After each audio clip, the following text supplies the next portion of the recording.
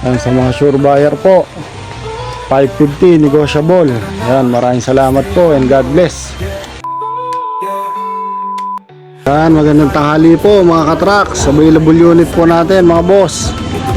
Yan, Isuzu Elf na NPR 4HF1 engine na inline. Yan, tingnan po natin yung loob ng cabin. Yan, bago upholstery yung upuan, bago yung mating, maayos yung dashboard, maayos yung ceiling. Yan, makapal yung gulong sa harap, 5 stud.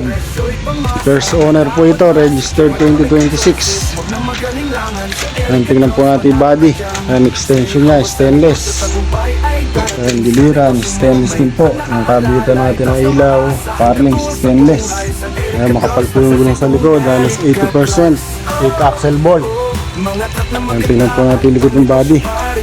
Yan po yung body nya, oh. Stainless din po yung bumper sa likod at mga accessories.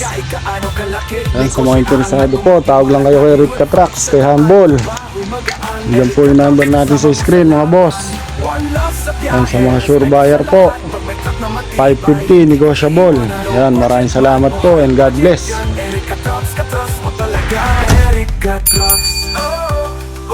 Seller na madali, sapat na pati Eric Trucks.